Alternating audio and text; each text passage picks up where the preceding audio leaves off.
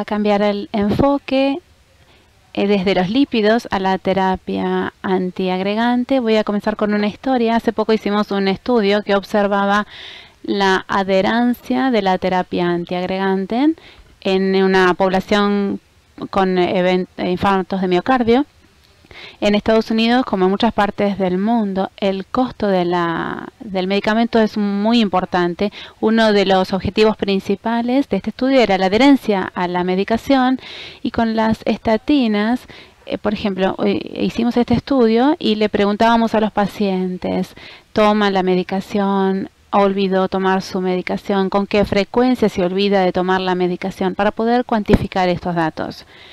Un segundo modo de abordarlo es poder decirle: vamos a llamar a la farmacia donde compra el paciente y ver si hay, cómo es el historial de ese paciente en la compra del medicamento, para hacer un seguimiento más personalizado. Y el tercer modo es un modo tanto cínico: si aun cuando el paciente compre el medicamento y se lo lleve a casa, ¿cómo sabe que el paciente lo toma en realidad? Entonces, en este estudio lo que hicimos fue medir la adherencia de estos tres modos.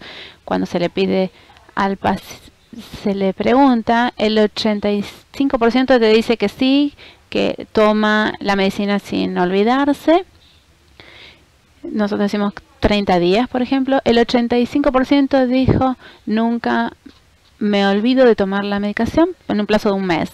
Pero si uno ve los resultados de la farmacia, es del 55% se reduce al 35%, aun cuando el paciente diga o afirme que está tomando el medicamento, y aun cuando tengan la receta y lo compren.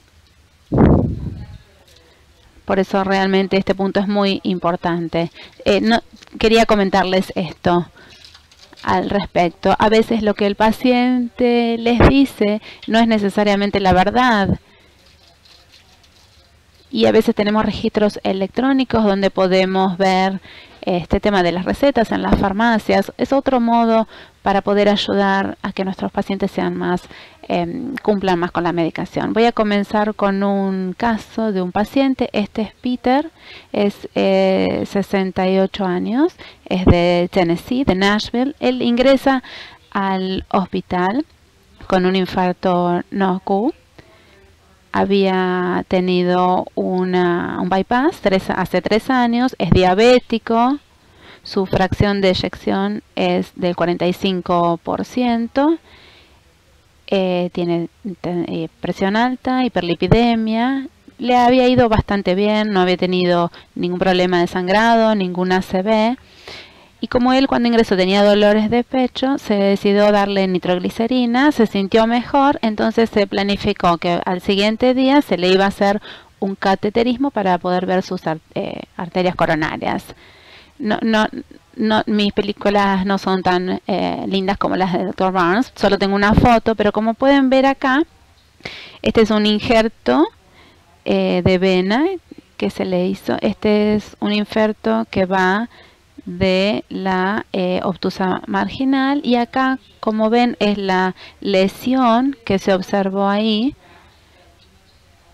Hay otro injerto en la arteria torácica interna que se veía bastante mal, por eso tuvo que hacerse la cirugía hace 3 años. Se le colocó un stent en esta vena y se sintió mejor. Esa foto es de lo que pasó después, pero la pregunta para ustedes es: ustedes ven a Peter, ustedes saben que mañana le van a hacer el cateterismo, entonces ustedes ¿qué régimen antiplaquetario harían y qué planean hacer con el tratamiento una vez que le den el alta, cuando ya se vuelva a su casa? Aquí hay algunas opciones, me gustaría que piensen. Después vamos a ver qué nos dice el material bibliográfico y volveremos después a las preguntas al final. La primera opción, hay 2 columnas. La columna de la izquierda es lo que se hace esta noche, hoy, con Peter, antes de llevarlo a hacer el cateterismo mañana. Y en y en la columna del lado derecho es lo que se planea hacer una vez que se le dé el alta. La primera opción es utilizar aspirina, una dosis de 325 miligramos, y combinarlo con clopidogrel, no una dosis tan baja. La dosis de carga es distinta y después cuando se le da el alta se puede utilizar una aspirina de 81 más 75 miligramos de clopidogrel. Esa es la opción 1. La opción 2, se le da una dosis completa de aspirina, una dosis de carga de ticagrelor de 180, y cuando se le da el alta se le receta 81 miligramos de aspirina y una dosis de mantenimiento de 90 miligramos de ticagrelor. La opción C, se utilizan 325 de aspirina nuevamente y una dosis de carga de prasugrel de 60 miligramos, y cuando regrese a su casa le seguimos dando 325 de aspirina y se disminuye la dosis de prasugrel a 10 miligramos diarios. La opción 4, se le receta 325 miligramos de aspirina pero sin inhibidor de P2Y12, y después cuando se le da el alta se le receta 81 miligramos de aspirina y 10 miligramos diarios de prasugrel. Esto es para que ustedes lo piensen. Podemos hablar todo el día de anticoagulantes y antiplaquetarios. Hay muchas terapias nuevas, pero hoy nos vamos a enfocar en los antiagregantes, en particular los inhibidores de P2Y12 que realmente complementan a las aspirinas. Este es el tema clave de hoy. Este trabajo comenzó en los años 90 con un estudio muy importante que se llamó el estudio CURE. Tratábamos pacientes solo con aspirinas en ese momento. Este fue el estudio que realmente nos hizo pensar en drogas como el clopidogrel, y cuando lo comparamos con placebo, todos pacientes que tomaban aspirina, que vemos una divergencia significativa en el plazo de un año o aún más, con una disminución del 20% en la reducción del riesgo cuando se utiliza clopidogrel en vez de placebo. Y esto realmente es muy cierto para los pacientes con PCI. Acá vemos una disminución más importante del riesgo del 31%, como se muestra en la diapositiva. Nosotros sabemos que si ustedes, todos los que están aquí presentes, y todos los días le doy clopidogrel por una semana y después les hago un examen de laboratorio para probar, un tercio de ustedes, para un 30% de ustedes es como si nunca lo hubieran tomado, porque hay pacientes que no responden muy bien al clopidogrel por el metabolismo del fármaco. Y es por esto que comenzamos a pensar en agentes antiagregantes más potentes como prasugrel o ticagrelor. El primer estudio fue el Triton, TIMI 38, en esta época cuando pensábamos, es decir, no podíamos no tratarlos con clopidogrel porque ya se había demostrado sus beneficios. El brazo de control es de clopidogrel y teníamos pacientes aleatorizados con prasugrel. Y ustedes ven, estas curvas son muy similares a las del estudio CURE. Se separan y continúan de este modo en el plazo de un año. Y acá vemos también una reducción del riesgo del 20% con el agente antiagregante más potente. Sí tiene efectos adversos porque el sangrado asociado es mayor. El ticagrelor es parecido al prasugrel, pero es bastante más estable, es de una acción más rápida, más potente. Acá vemos las curvas en el estudio Plato, del mismo modo. La divergencia se da en el principio y continúa así durante el plazo de un año, comparado con clopidogrel, los pacientes que reciben ticagrelor tienen una reducción del riesgo del 14% en infartos de miocardio o ACV. Si uno piensa la evolución de las terapias para pacientes con infartos de miocardio, en cada momento mejoramos el riesgo en un 20% para poder reducir el riesgo de eventos cardiovasculares mayores.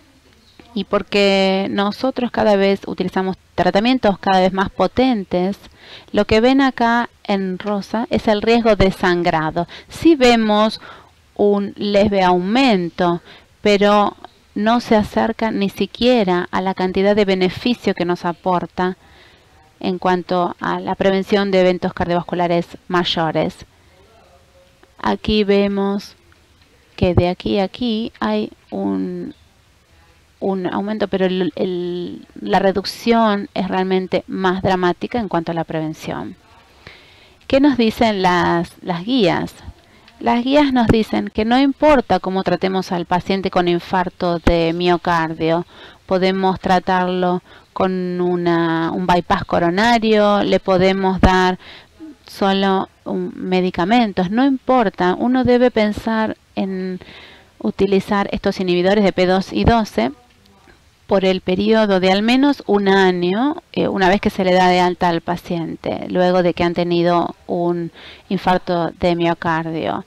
Y aquí vemos que no importa lo que hagamos, pero el plazo debe ser de un año. Las guías también nos dicen, basándonos en estudios como Plato y Triton, que hay estas drogas de mayor potencia como ticagrelor y prasugrel, que les va mejor a los pacientes con el tiempo. Por eso es razonable que nosotros pensemos utilizar estas drogas, aunque aumente el riesgo de sangrado. Y los pacientes en los cuales no deberíamos utilizar prasugrel es en pacientes que han tenido una ACV anterior, porque en estos pacientes el riesgo de sangrado supera el beneficio potencial que se puede ver con estas terapias. Entonces vamos a volver a la pregunta que les hice al principio. ¿Qué terapia o combinación de terapias ustedes consideran que es la mejor para Peter? En este caso, Peter llegó con un infarto no-Q, se le llega esta noche y mañana a la mañana se le va a hacer un cateterismo y se le piensa dar el alta a los pocos días. Entonces vamos a votar a ver cuál es la opción que ustedes consideran es la más apropiada.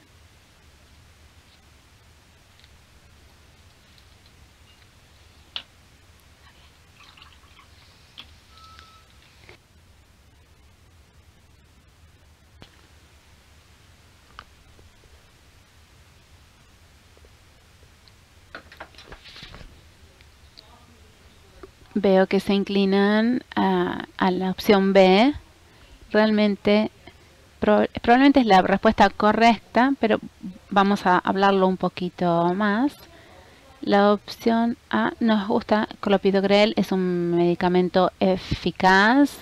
Lo que es más importante es que los pacientes lo pueden comprar. En Estados Unidos, clopidogrel va desde el precio de $10 al mes y con o sin seguro médico, pero para drogas de mayor potencia como ticagrelor o prasugrel son más caras. En promedio pueden ser de $30. El precio creo que me dijeron que era 15.000 pesos y 1.500 pesos.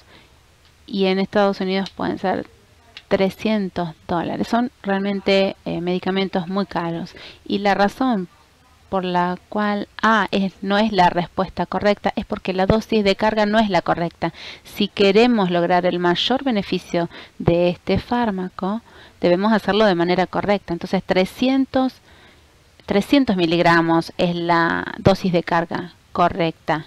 O diría al menos 300 miligramos es la dosis correcta, porque si uno le va a hacer un cateterismo muy rápido, la dosis debería ser de 60 miligramos.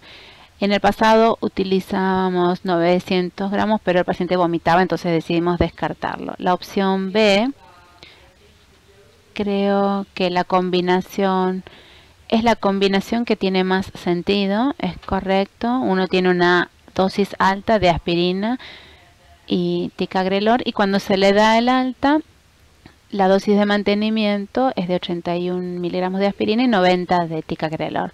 La razón por la cual la opción 3 es incorrecta es que ya tenemos un estudio aleatorizado que nos dice que el tratamiento previo, tratar con prasugrel antes de hacerle un cateterismo, no te da ningún beneficio en absoluto. Lo único que hace es aumentar el sangrado. Entonces, para terapias con prasugrel, esperamos en general hasta hacerle el cateterismo para ver qué puede recibir el paciente. Por eso es incorrecta la opción C.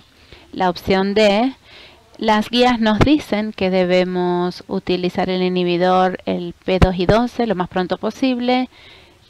Quizás es un poco desafiante para nosotros pensar en no utilizar ningún tipo de fármaco como clopidogrel antes del cateterismo. Y algunos nos dicen, ¿qué pasa si hay una enfermedad cardiovascular y tenemos que hacerle un cateterismo? No es muy probable que Peter vaya a necesitar otro bypass. Por eso la opción D no es la correcta. Muy buen trabajo.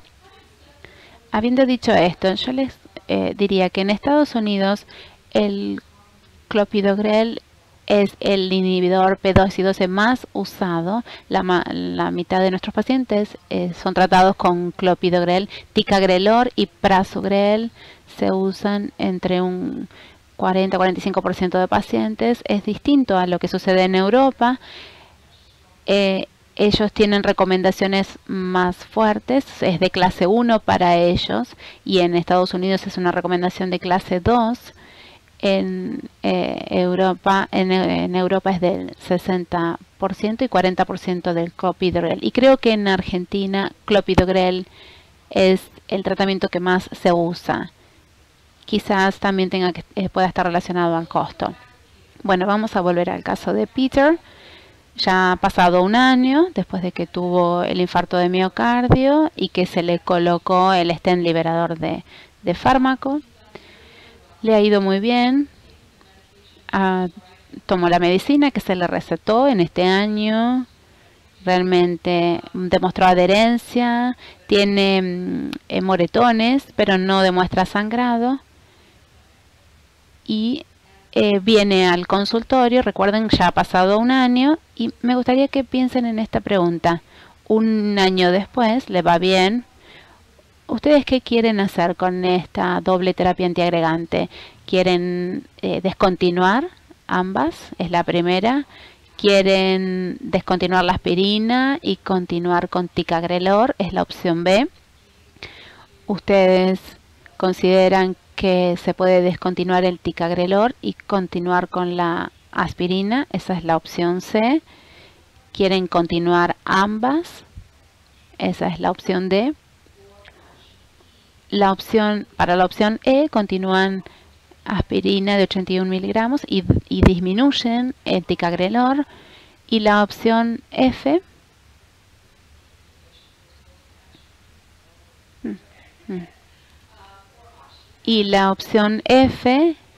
continúan con aspirina, pero cambian a ticagrelor a clopidogrel. Piensen un poquito al respecto y les voy a mostrar qué dicen los datos. Hay muchas cuestiones. A ver, ¿a quién se le debería dar por más tiempo esta terapia doble antiagregante?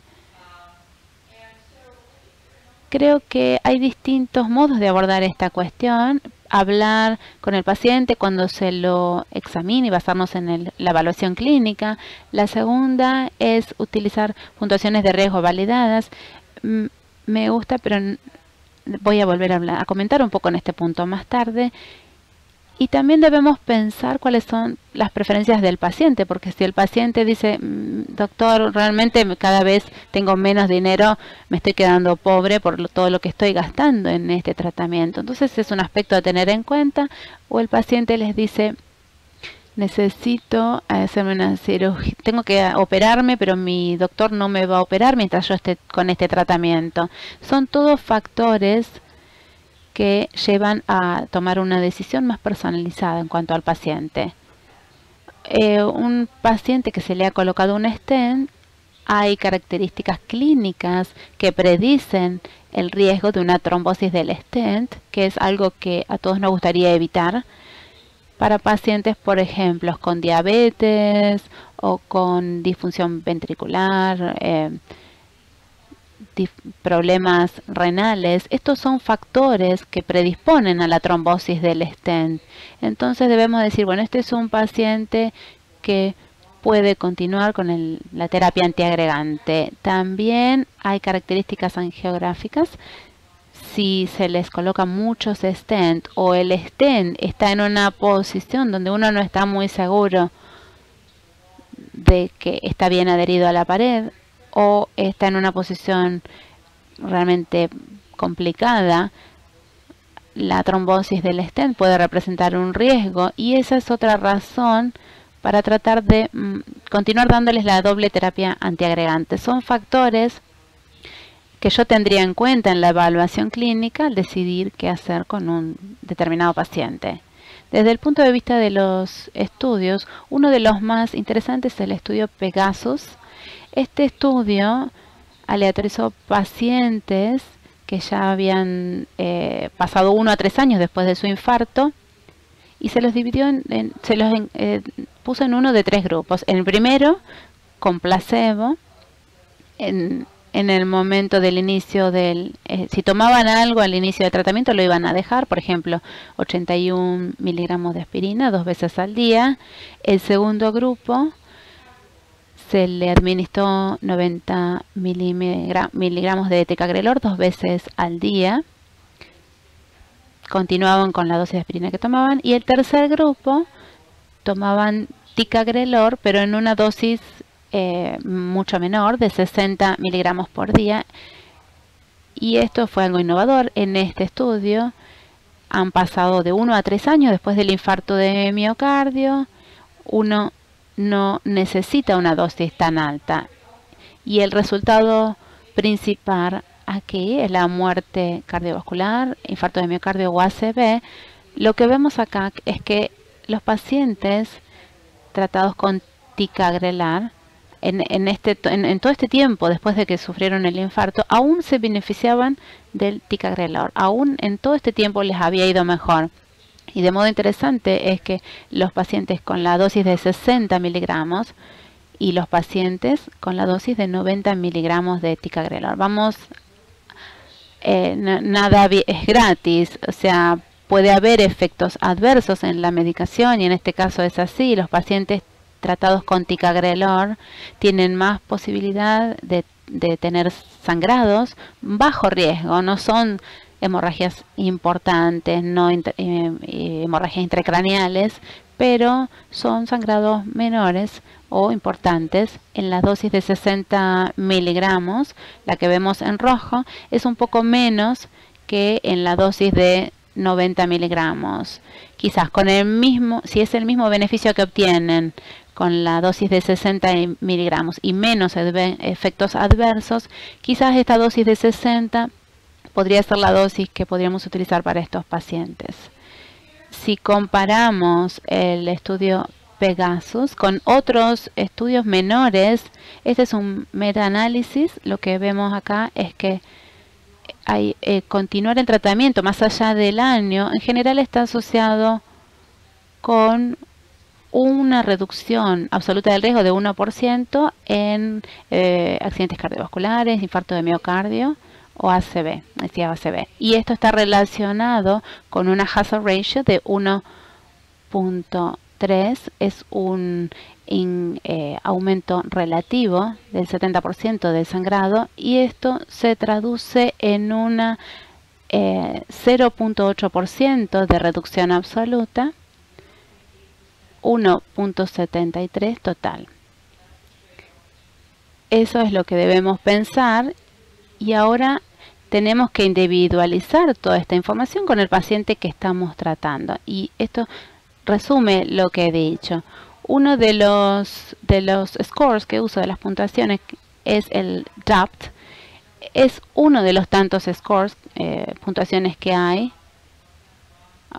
Roxana Marrón tiene otro score también, pero para mí realmente este es muy fácil de utilizar porque toma en dato características clínicas y angiográficas, y si los puntos son, el puntaje te da de más de 2, son pacientes que se benefician de un tratamiento prolongado. Por ejemplo, el caso de Peter, tenía 68 años, la puntuación es de -1. El caso de Peter es diabético, entonces le agregamos otro 1. Había tenido un infarto de miocardio cuando se le colocó el stent, otro punto más, y se le había colocado un stent en ese injerto de vena safena, entonces el total es de más de 3, y eso que me sugiere que en el caso de Peter él se beneficiaría de un tratamiento prolongado de doble terapia antiagregante. Creo que un poco les di la respuesta, a ver por qué no votan, y vemos qué haríamos con Peter.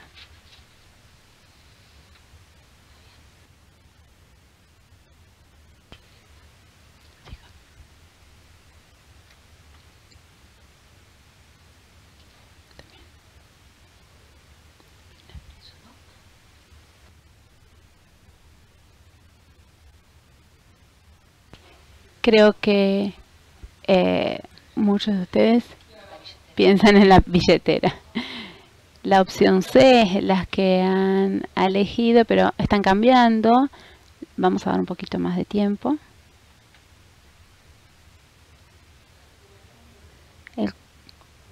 La mitad más o menos está votando. Vamos a continuar. Sigan votando.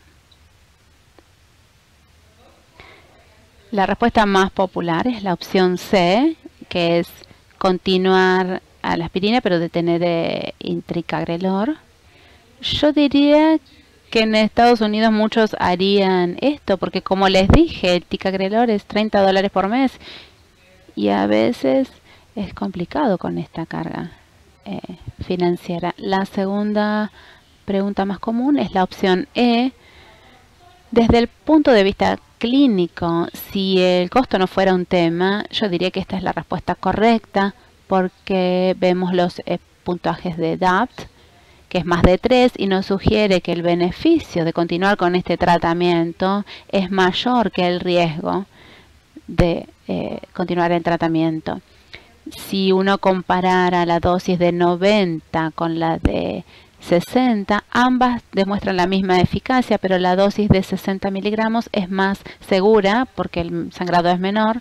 Probablemente yo elegiría esta opción, asegurándome, por supuesto, de que Peter pudiera aportar este tratamiento. Entonces, bien, creo que bueno, con esto he concluido mis diapositivas.